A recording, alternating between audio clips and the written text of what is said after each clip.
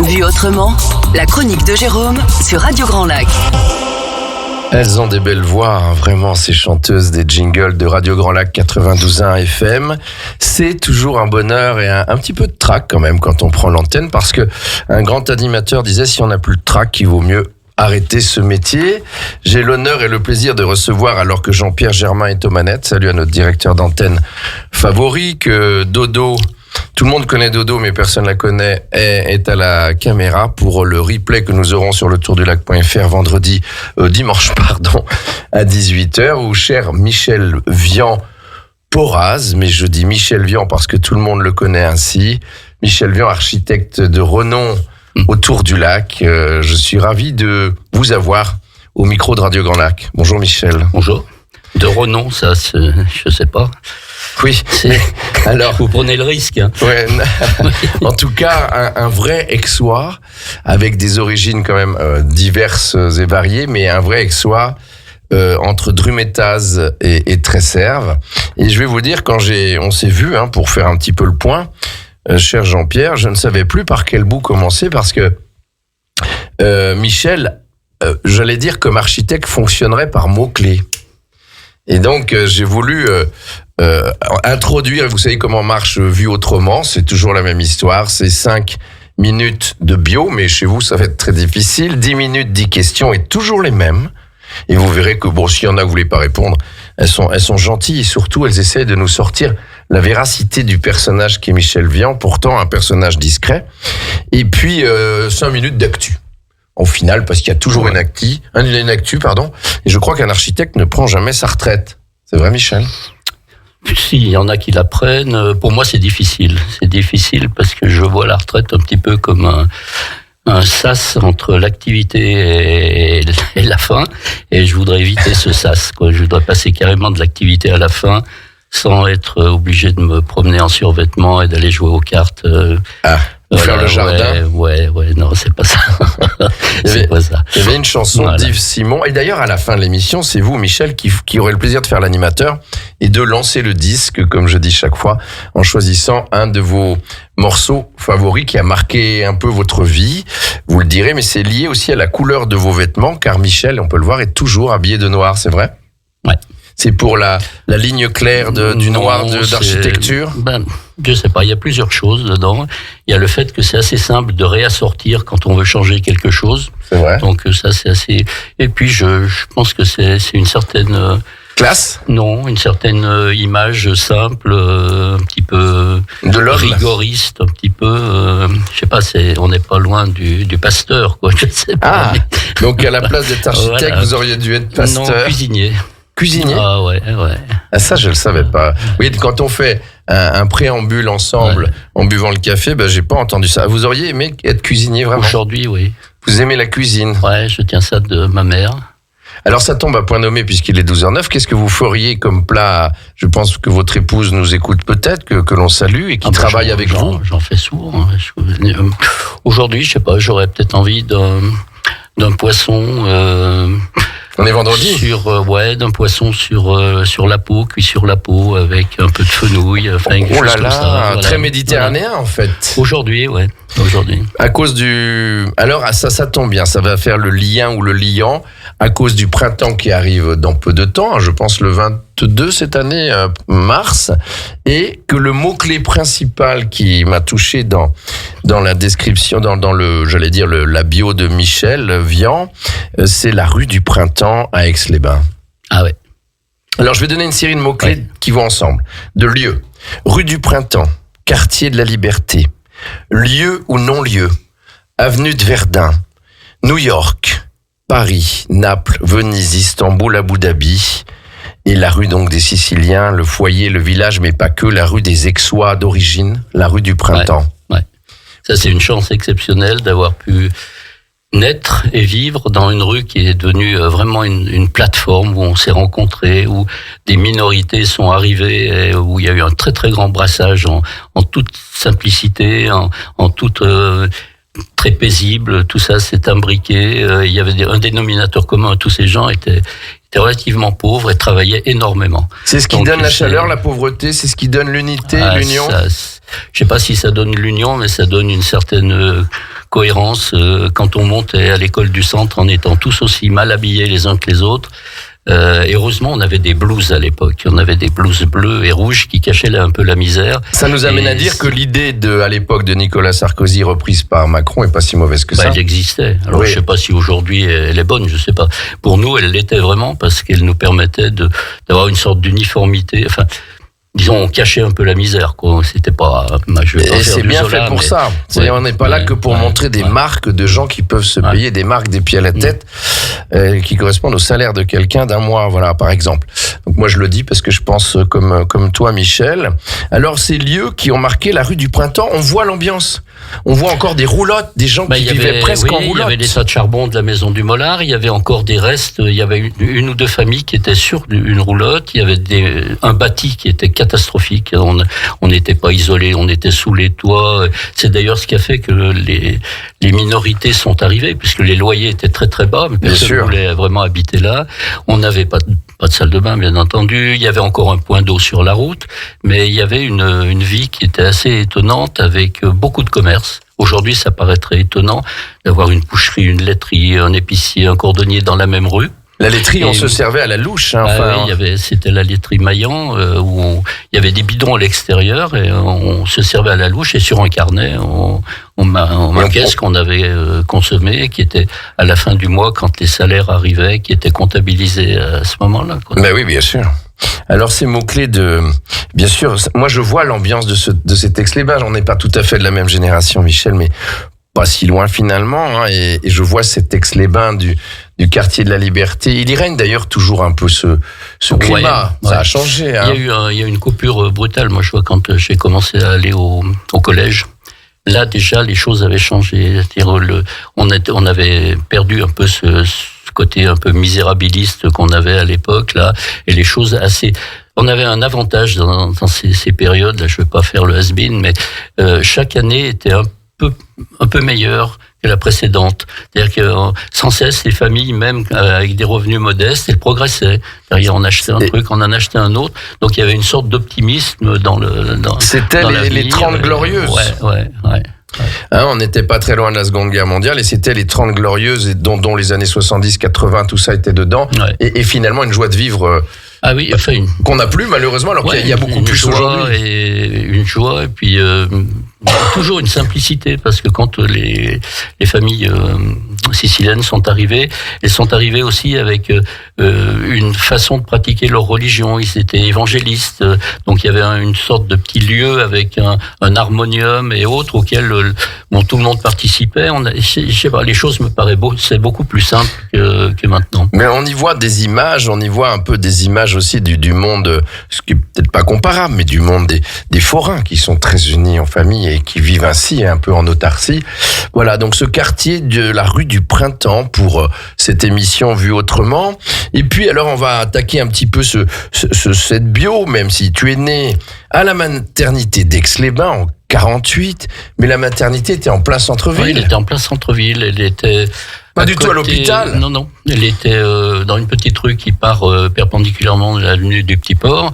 À l'angle, il y avait le centre des impôts, où il y a un bijoutier, je crois, à l'angle maintenant. En face, il y avait une boulangerie et la maternité était tout de suite à droite après. Donc, vers le Pôle emploi, vers chez la Maison Philippe, là? Non, dans la rue qui est en face. Ah oui, voilà. Une petite rue qui est rue Boyd. Donc tu es né là en 1948, école primaire à la Liberté, on en reparlera dans à la Liberté. J'étais à la création de la Liberté, mais avant on était au centre. Et les dernières années étaient à la Liberté. Donc j'ai vécu le début de la Liberté, mais pas très longtemps. D'accord. Collège Bernascon, et on ne se trompe pas.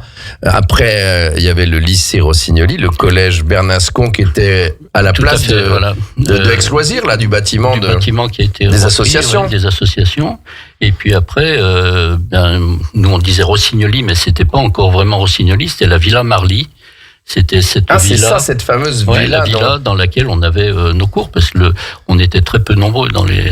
Alors oui, tu le dis par humilité, mais il faisait partie des Matélème, Matsup. Non, Matélème, Matsup c'était après. Oui, pardon, Matélème, et avec 13 élèves. On était 13 et on faisait les bacs Matélème lettres classiques, c'est-à-dire qu'on avait encore du latin jusqu'à la fin. Et on était 13 et dans un mixage assez particulier, c'est-à-dire qu'on avait, je me rappelle plus si c'est 6 et 7 et 7 ou 6, des élèves de l'école talmudique. Ah oui, qui étaient avec nous et avec qui, c'est là aussi que je me dis que les choses sont quand même étaient bien simples. Les week-ends, les samedis matins, on prenait les cours sur du papier carbone, cours qu'on leur donnait, qu'on leur transmettait le lundi. Donc les choses paraissaient bien heureuses et bien simples. Bah oui, et je pense qu'aujourd'hui on a l'art de tout compliquer. Et t'en parleras dans ton métier d'architecture si tu veux ou pas, mais que tu pratiques toujours et c'est très bien. Donc les Beaux-Arts alors il y a eu Paris et Grenoble. Les concours d'entrée, j'avais fait le petit palais en concours d'entrée, après Grenoble, après un peu de promenade. C'est une période assez difficile parce que je suis resté sur le cycle Beaux-Arts et je n'ai pas voulu rentrer dans l'école très littéraire qui était née dans les années 68, après 68. Alors, ce qui t'a amené d'ailleurs à devenir architecte, je t'ai demandé parce que ton papa, et là c'est très touchant, était menuisier et il gagnait pas tant sa vie que ça. Il était salarié et il demandait à vous, enfants, de l'aider pour la déconstruction de l'avenue de Verdun. Ah ouais, c'est un travail que j'ai fait. Je devais avoir, je sais pas, 10-11 ans. Aujourd'hui, on pourrait plus le faire, mais alors, pour ceux qui habitent, pardon de te couper, l'avenue de Verdun qui est faite d'immeubles. Était rempli de belles villas. Il y avait des parcs et puis des parcs et des villas bourgeoises qui étaient dedans. Pourquoi l'avoir déconstruit? Parce qu'il nous fallait des immeubles pour faire cette circulation perpendiculaire. Et là, on a déconstruit. Donc mon père récupérait tous les parquets. C'est-à-dire qu'on démontait lame par lame les parquets et on les identifiait avec des codes, les frises et autres. Et mon père, en plus de son travail, reposait ces parquets après, pendant les samedis, dimanches, dans des maisons en construction. Incroyable. Incroyable. On n'a rien inventé en fait. Moi, je déposais les lames et quand elles étaient reposées, mon père les ponçait et moi je faisais au racloir les périmétries des pièces, les endroits où la ponceuse pouvait pas aller, en gros, dedans. T'as dû te faire les mains, comme ça. Non, mais c'était que des bons souvenirs. Hein. Oui. Ouais. Et simple encore. Moi, j'ai pas de mauvais souvenirs. Ça se voit. Alors, menuisier au Mirabeau, tu me disais, l'été ou l'hiver? L'hiver? Non, mon père était, avant la Première Guerre, il était menuisier au Mirabeau. Et il allait en Algérie. L'activité n'était pas suffisante et pendant quelques années, avant la Seconde Guerre, il faisait les allers-retours et il était à l'hôtel Saint-Georges à Alger. Et après, magnifique, je trouve. Quand les stations ont démarré, entre autres la station de Tignes, là, il a eu du travail à plein temps en France dans des conditions qui aujourd'hui paraîtraient un peu étonnantes. Ils allaient à Tignes à vélo. À vélo, pour 15 jours. Les ouvriers qui travaillaient à Tignes dans les hôtels, j'imagine. Non, c'est la création de la station. Oui, voilà, la création de la station de Tignes, d'abord. Donc la menuiserie était fabriquée avec ses mains, venue de Tresserve. Elle était mise dans des Michelines jusqu'à Bourg-Saint-Maurice. Les employés, eux, montaient en vélo et récupéraient le bois manufacturé donc à Bourg. Et là, allaient à Tignes avec une camionnette qu'ils avaient là-haut. Incroyable. Et quand on sait que ces stations étaient faites au départ, évidemment, pour le peuple français et beaucoup d'ouvriers qui travaillaient, qui devaient aller respirer en montagne, faut pas oublier à quoi était fait le sport d'hiver à son début.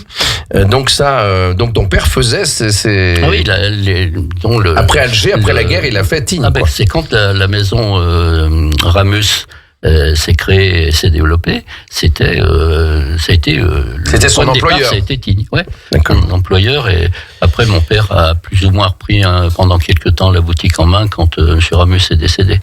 Avant que Michel Ramus ne revienne. D'accord.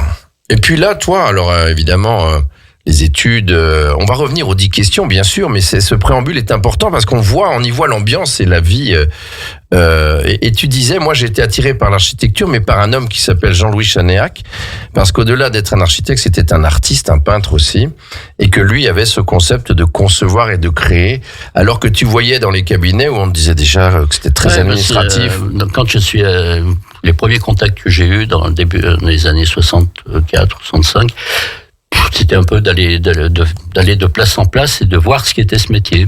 Et il y avait 3 grands cabinets à l'époque qui étaient de La Fontaine, Maire, Noiret.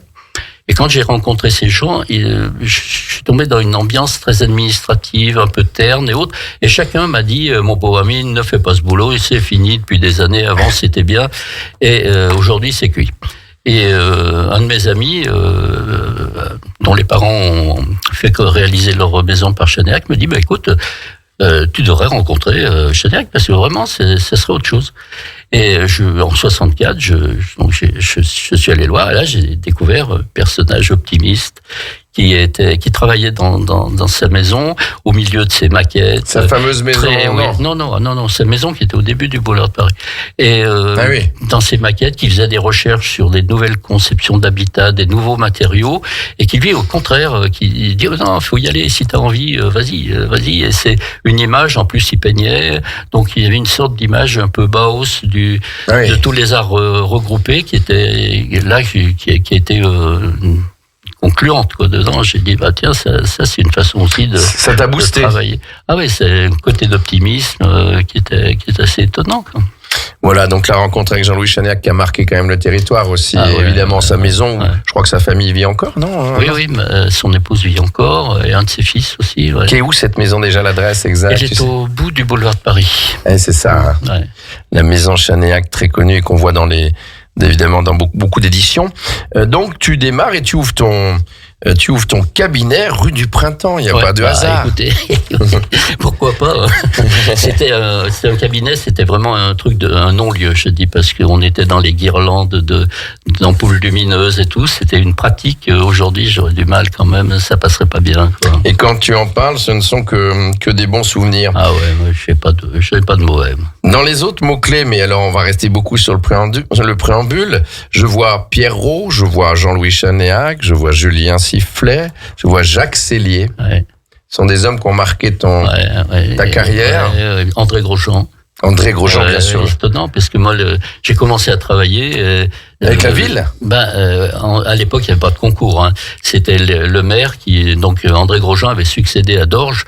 Et moi, je suis arrivé en plein ce moment-là. Et André Grosjean faisait confiance. Donc un jour, je me retrouve, tu fais ce boulot, tu le fais au mieux, je veux pas être embêté et tout. Et c'était à l'âge, quoi. Hein, on allait à l'âge. Et puis après, j'ai eu Jacques Sellier, pour qui j'ai beaucoup travaillé. Donc, tu as beaucoup travaillé pour la ville, puisque... Oui, à une époque, oui. Mais j'ai toujours mélangé les clients. J'ai fait beaucoup de privés. T'as fait beaucoup de rénovation aussi, quand je dis de rénovation d'architecture sur des anciennes maisons. Et aussi ces bords du lac, après que c'est Sifflet qui avait fait les... Donc Sifflet avait commencé avec Jean-Louis Chanéac faire les immeubles, les premiers qui sont en forme d'Anduchat, là. Voilà, où j'ai habité. Et il avait refait la deuxième tranche qui était près du port. Puis un jour, Jean-Louis en a eu un peu assez de ce promoteur qui était usant, qui était une personnalité usante. Et il m'a dit, allez, prends la balle. Et puis j'ai récupéré. Et ça, t'as fini les bords du lac jusqu'à la cité de l'entreprise. Hein, et il y a eu l'autre côté où le port a été refait. Après, vers le petit port. Non, derrière l'aquarium, ça a été une deuxième tranche faite par Jean-Louis Chanéac avec le mini-port intérieur. Et c'est après, quand on est remonté de l'autre côté. C'est là il s'est un peu lassé, quoi. Oui, ça peut se comprendre. Alors, dans les mots-clés aussi, parce qu'on va y venir aux 10 questions, mais il y a tellement de choses intéressantes. Je vois Jeune Chambre économique, je vois Radio X. La première radio où d'ailleurs moi j'ai officié de façon bénévole, bien sûr, pour me lancer dans la radio. Je vois Rotary Club, je vois donc Jeune Chambre économique, je vois Claude Giroux, André Philippe, Monsieur Rattel. Jacques Rattel, oui. Voilà. Max Joly. Voilà. Donc ces gens ces personnes qui ont créé la Jeune Chambre économique au moment... Initialement, au départ, oui. En 68, quelque chose... Non, 12, 13, je ne me rappelle pas précisément. C'était juste avant que Giroux commence une carrière au Conseil général, une carrière politique. Voilà, moi je suis arrivé après la Jeune Chambre. Et puis Radio Aix, il y avait une volonté de créer une radio à Aix-les-Bains par la ville. Non, c'est après l'arrivée de François Mitterrand, la présidence, il y a eu l'ouverture des ondes aux radios. Ça n'a pas été facile, hein. Ça n'a pas été facile, puisqu'il y a eu des manifestations dans Paris gigantesques. Chaque ville s'est jetée dessus, mais peut-être avec des arrière-pensées. C'est-à-dire que c'était un contre-pouvoir. Et on disait, tiens, on prend une radio à Aix. C'était un contre-pouvoir face à l'organisation socialiste qui se mettait en place. Donc beaucoup de villes l'ont vu comme un contre-pouvoir. C'est vrai. C'est vrai, mais d'ailleurs, puisqu'il ne voulait pas libérer Mitterrand, faut pas se tromper, et que c'est la force d'énergie à l'époque qui a fait que, avec Dalida, qui était proche de Mitterrand et qui était la marraine de cette radio, qui a permis de déclencher cette libération. Et tant mieux, non? Ah oui, je sais pas. Oui, là, je pense que ça a ouvert aussi même des droits de réponse ou ces choses-là qui étaient quand même sur les télés officielles. C'était aussi une nouvelle façon de voir l'info et d'avoir des contacts un petit peu en rupture avec ce qu'on avait de l'habitude d'entendre. Et tu tenais une émission avec Jean-Louis Chaniac sur l'architecture. Jours, elle était, sur architecture et musique. Ce qui est bien, ce qui va bien ensemble, finalement. Ouais. Voilà, alors on attaque, vous voyez quel beau préambule, et on a plein d'images qui nous sont, c'est la magie de la radio, c'est que on entend, on écoute surtout, et on a des images qui nous viennent, et c'est comme un livre en fait. C'est vrai que la télé, on subit un peu plus. Non, alors il y a des questions où êtes-vous né, dans quelle ville, tout ça, on a vu. Papa était menuisier, mais maman était, parce que tu as une sœur. Couturière. À couturière. Ouais, ma mère était couturière dans une grande maison qui s'appelait la maison Ulysse. Cette maison, on la voit place Carnot, et on en voit les vitrages au-dessus du magasin qui vend des portables. Donc on voit, quand la zone libre, dite libre, a été occupée, les couturiers qui étaient propriétaires de ce grand atelier qui s'appelait Végrove, la famille Végrove, l'atelier de couture s'appelait chez Ulysse, ont été obligés de quitter la France. Et ma mère, après, a glissé vers l'implantation de Balmain, Pierre Balmain, et qui est devenu après le magasin de prêt-à-porter. Françoise Couture. Qui était en dessus, voilà, c'est ça. Et Françoise est le prénom de la mère de Pierre Balmain. Voilà, si je ne me trompe pas. C'était comment il s'appelle, qui avait repris qui s'occupait beaucoup du commerce aixois, qui avait repris ce magasin de prêt-à-porter après. Voilà, en tout cas, j'ai pas le nom, mais en tout cas c'est Françoise Couture. Aujourd'hui, ça fonctionne toujours très bien, et je crois qu'elle porte ce nom parce que c'était le prénom de la maman de Pierre Balmain qui cousait les réalisations de son fils, non? Je sais pas. Ça. Oui, je sais pas. Voilà, et puis il y avait aussi en face cette très belle maison que je cite toujours, Pierre Darfin. Darfin qui avait la parfumerie. Voilà. Donc Darfin était en classe avec moi. Il y avait son fils avait mon âge, on était en classe ensemble. Qui a été quand même un grand nom de la cosmétique, avec cette très belle maison là qui est. Il y a une agence immobilière maintenant. Oui, voilà. Voilà, donc on parle évidemment pour les Aixois. Alors donc tu as ta sœur couturière. Ma sœur qui avait 11 ans de plus que moi, elle a suivi un petit peu cette tradition familiale, parce qu'on a ma mère, ma tante était première de couture chez Ulysse aussi. Donc ma sœur a récupéré, je sais pas si c'est de bon gré, elle a récupéré cette profession, et elle a travaillé tout de suite. C'est à moi, elle a 11 ans d'écart avec moi. Quand j'avais 4-5 ans, elle était déjà au travail, et son salaire est tombé dans le pot commun parce qu'on en avait besoin. Donc c'est comme ça. Mais ouais, il n'y a pas de regret d'ailleurs. Ouais, j'ai beaucoup de sentiments pour ta sœur. Ouais. C'est bien. Elle s'appelle comment? Léon. Elle va bien, Léon? Ouais. Tu la vois toujours? Ouais, je la vois, ouais. Et son mari, tu m'en as parlé Alors, son mari était très connu à Aix-les-Bains, parce qu'il était ingénieur à Alstom, mais il était surtout accordéoniste. Et il s'appelait René Monary. Connu comme atelier. Sur Aix-les-Bains, c'était une figure, et il est décédé très brutalement. Ah oui, jeune. Ouais. Jeune et brutalement, ça a marqué la vie de ta sœur, j'imagine. Ouais. Voilà, on voit quand tu parles de ta sœur, et j'espère que vous verrez le plus longtemps possible, parce qu'une seule sœur, parfois dans les familles nombreuses, on ne se voit pas ou plus du tout, donc profites-en bien.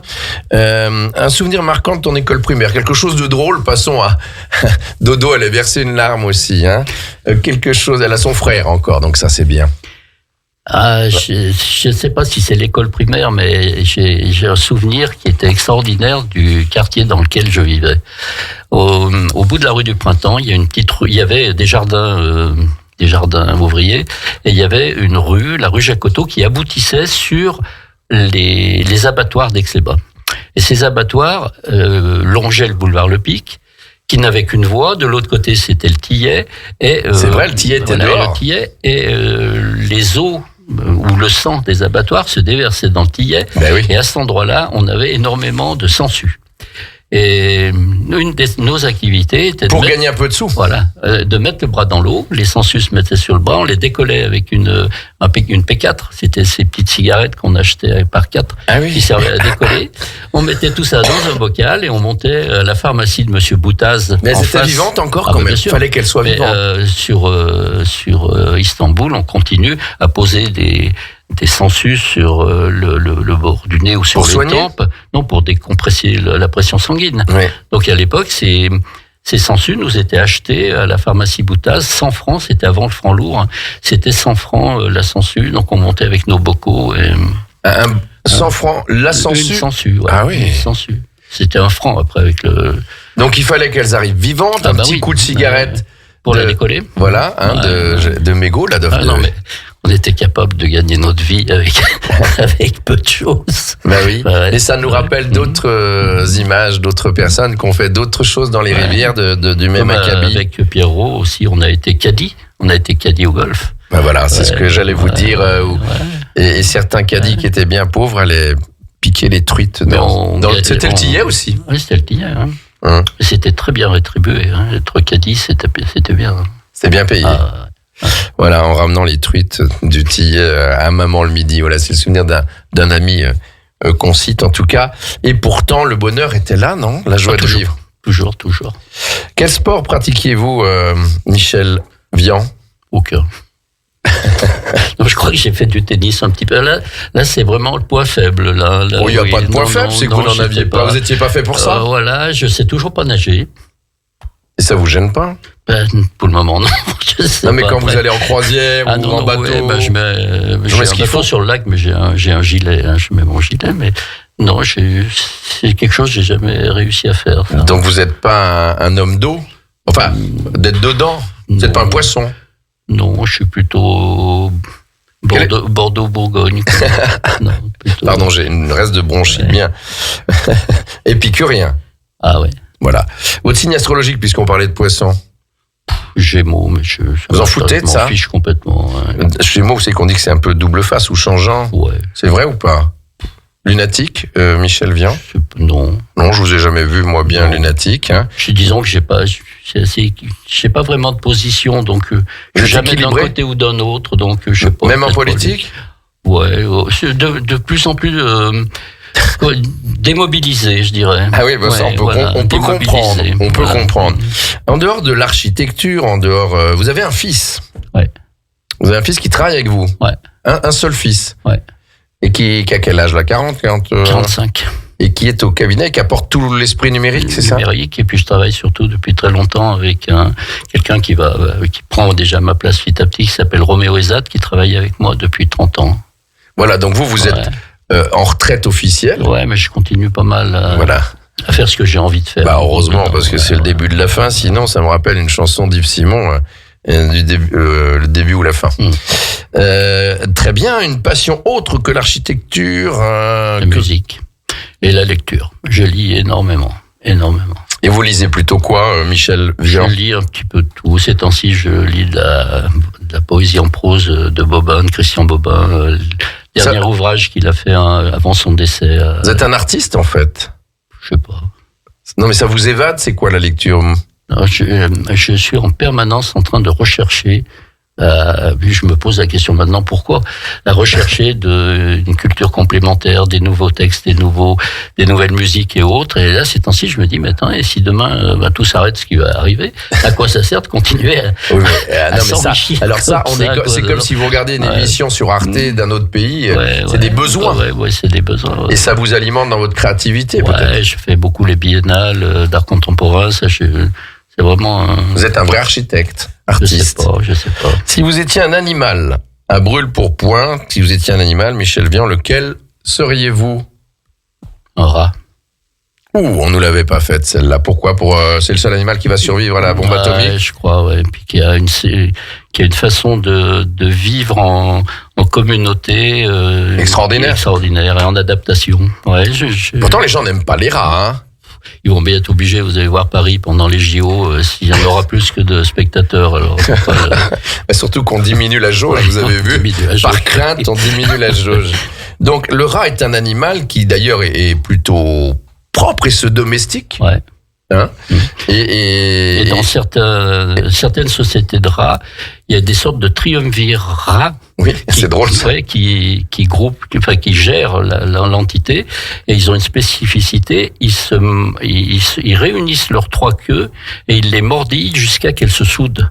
Et les 3 rats constituent un triumvirat. C'est pas vrai. Ouais. Ils sont donc inséparables. Voilà. Ils sont inséparables et c'est eux qui ont une sorte de gestion sur la collectivité dans laquelle ils se trouvent. C'est la mairie, quoi. Ah, c'est extraordinaire. Ouais. Enfin, c'est la mafia ou c'est la mairie? Je sais pas. Je sais pas. En tout cas, il y a des chefs quand même. Il y a des chefs, ouais. Ok. Eh ben, écoutez, voilà une bonne façon d'exprimer ce que vous avez au fond de vous. Votre grand regret, s'il en est un dans votre vie qui n'est pas fini, d'ailleurs, rien n'est fini, hein, vous pouvez encore... Moi, j'ai un regret qui vient surtout du fait des origines plus que modestes que j'avais, c'est que assez jeune, j'ai atterri à New York. On n'en a pas parlé ici, on a parlé de New York. Donc je me suis retrouvé, on était à New York et j'ai eu vraiment un grand flash. Après, j'ai pas cessé d'y retourner, mais je pense que si ma famille avait été suffisamment à l'aise, j'y serais resté. Je serais resté. Et d'ailleurs, vous avez un copain ou un fils d'un copain j'ai cru comprendre, qui vous prêtait un appart dans la 145e rue. Oui, c'est un ami de mon père, une personne qui habitait rue du Printemps. Oui, voilà. Donc, qui habitait rue du Printemps et qui avait fait sa vie aux États-Unis dans les milieux des boîtes de nuit, de Store Club. Grosse boîte de New York. Ouais, cette personne revenait à Aix-les-Bains en été. Et là, j'ai bénéficié la première fois de son appart. Donc, on s'est échangé, on s'est retrouvé à l'aéroport. J'ai pris possession d'un logement avec lui, et puis après il est parti. Donc c'était sportif. Hein. Et c'est grâce à lui finalement que vous êtes tombé amoureux de cette ville à la pomme, hein, qu'on dit New York. En donnant un exemple que vous m'avez donné pour un des plus grands architectes français, Jean Nouvel, qui a construit une des dernières réalisations. Il a refait un manège au pied du pont de Brooklyn. Il y a quelques années, quand le Down Under Manhattan Bridge, le Dumbo s'est créé, il y avait un manège, vieux manège de bois, et ce qu'on appelle un carrousel. Ouais, le carrousel. Et il en a fait l'habillage. C'est-à-dire que quand on passe le pont de Brooklyn et le pont de Manhattan, on plonge sur une sorte de boîte de verre dans laquelle tourne le manège. Et c'est assez étonnant parce que c'est hyper modeste, c'est un tout petit bâtiment, et quand on le voit actuellement construire sur New York ou Abu Dhabi, on dit tiens, c'est quand même intéressant que quelqu'un ait pu faire cette petite touche historique. Ce petit détail. Voilà, et d'ailleurs, Abu Dhabi vous a aussi marqué. Alors vous disiez, pour terminer, on est toujours dans nos questions, hein, donc votre grand regret, c'est de vivre à New York, mais c'est pas fini. Non, je dis c'est pas un regret, parce que peut-être que si j'avais vécu là-bas, j'aurais pas vu mon fils ni mes petites filles. Oui. Donc oui, parce que votre fils a des enfants. Ouais. Vous avez combien de petites filles? Deux. Ah oui, je vous ai vu avec déjà d'ailleurs. Donc finalement, je regrette pas. Votre envie ou votre souhait le plus cher, là, qui reste s'il y a encore un souhait, une envie particulière? C'est personnel, c'est de pouvoir encore voyager avec mes petites filles. Et vous l'avez déjà fait? De voyager avec elles? On n'arrête pas, depuis qu'elles sont petites, on n'a jamais arrêté. Ah oui, donc le voyage... Dis donc, ça sent bon, là, à Radio Grand Lac. Je sais pas ce qu'il y a qui se cuisine avec. Oui. Ah, ça sent bon, vous trouvez pas, Michel? Je sais pas si on est invité. Donc, continuez de voyager, parce qu'on dit que le voyage... Mais avec mes avec elles? Elles ont quel âge, là? Alors, il y en a une qui est dans le milieu... Elle fait ses études de milieu de galériste et direction de musée. Et puis, il y en a une qui est en première. Oui, non, mais elles sont... Depuis leur plus jeune âge, on a voyagé ensemble, New York, Istanbul et autres. Donc, elles ont déjà vu de belles choses. Ah oui, énormément, ouais. C'est chouette, ça, hein. Puis on partage surtout une vie familiale dans ce cas-là, hein. Ouais. Puisqu'il est l'heure de midi et qu'on sent que Sandra nous fait la cuisine, quel est votre plat préféré? Wow. Michel, que vous faites ou pas d'ailleurs, ou que votre épouse fait? Enfin, je sais pas comment ça se passe chez vous à la maison. Non, moi, on se partage, mais voilà, je suis quand même vraiment, j'ai beaucoup de... Un truc que vous aimez, quoi, qui vous émeut, les papilles. Même si c'est le poisson que vous voyez aujourd'hui au fenouil.